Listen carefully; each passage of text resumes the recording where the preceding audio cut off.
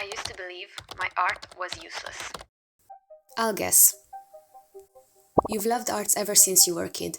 Or maybe you've just recently gotten into arts. Either way, the narrative that we are told all our lives is that arts are just a hobby, a way to play around when you're a kid.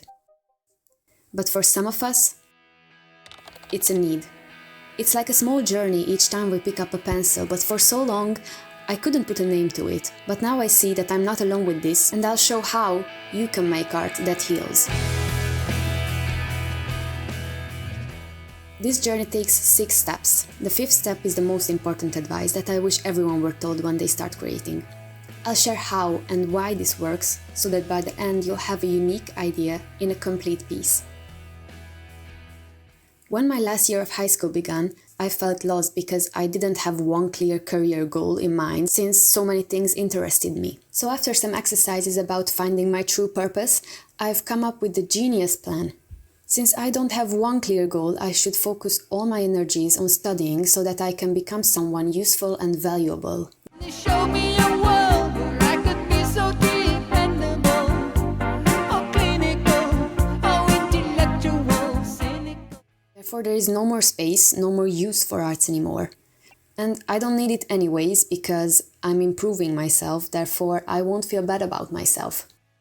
Logical, or responsible, practical. I practically banned myself from picking up a pencil unless it was for the sake of taking notes. Guess where that led me? I felt more miserable than ever. I felt more guilty each day because I shouldn't even want to be drawing. But after about 3 months, I needed to rethink. Maybe if art is something so strong that it can't leave my mind, even for all my tries, then maybe that means something. Step 1. Sit on a train. No, actually. Every time that I had some problem in my life, it has always led me to these oldest cranky trains from the Soviet times. I guess it's something about being on the move. With the constant change of scenery, it helps me come up with ideas that are outside of the box. I've noticed the same thing with riding a bike, but I suppose this activity can be changed for anything that makes you be in a different environment. Step 2 is letting go. Now, if you often hear or read any mental health advice, you're rolling your eyes just like I am, as if it's that easy. Because it's not. That's the whole point and why it is its own step. Now, letting go of what? The expectation that you need to create something that looks good, or that you're wasting time if it doesn't. And thirdly, what everyone else will think.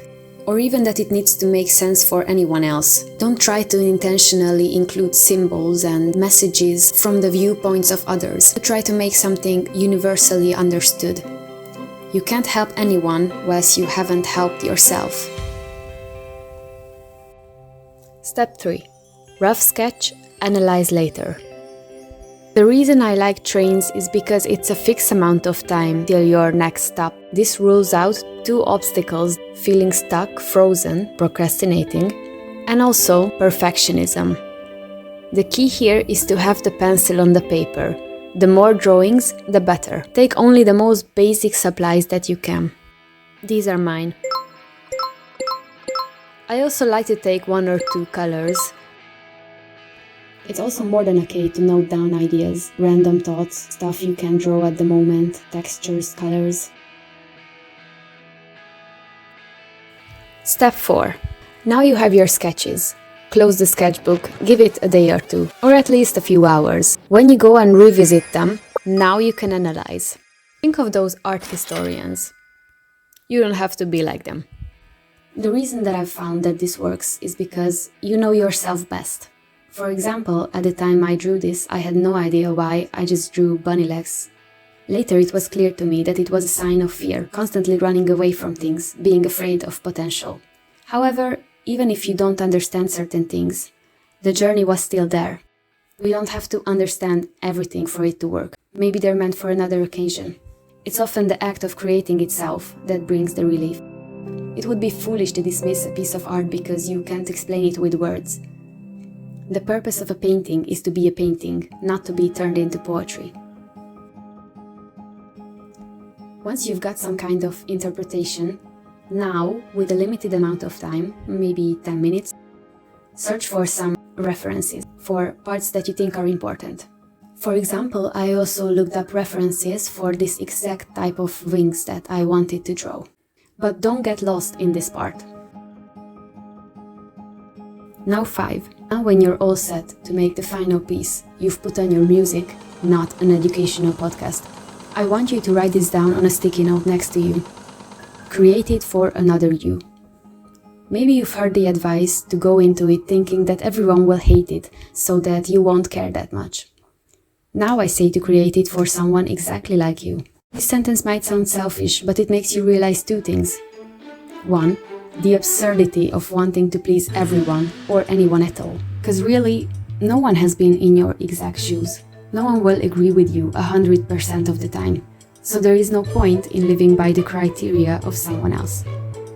2. Just because no one has the exact same life as you, that doesn't leave you alone. Because your feelings are human, and different life situations can provoke the same feelings in people from different backgrounds, gender, age to you. Think of listening to music in another language. You don't have to understand the words to feel the emotions. The purpose isn't to give a lecture, it's just to be experienced. Now, when you're done, place it somewhere where you will see it. Not to judge, but because it will remind you of the process of making it. Even if it was something bad, you don't have to place it in your room as a trophy, but come back to it for you, because it was a part of your story. You don't need to hide from it anymore. For many of us, making arts is like playing sports. No one asks anymore why playing sports is a stress relief. It's something physical, something where the act of doing it is the medicine. Not the goals you've scored, not the reps you've done, or the hours you've reached, but the brain activity of letting yourself do the thing without constraints. And if it works, good. If it doesn't, that's also good. Because you are brave enough to try. This isn't about winning. Art isn't about winning. It's about showing up to the right fight.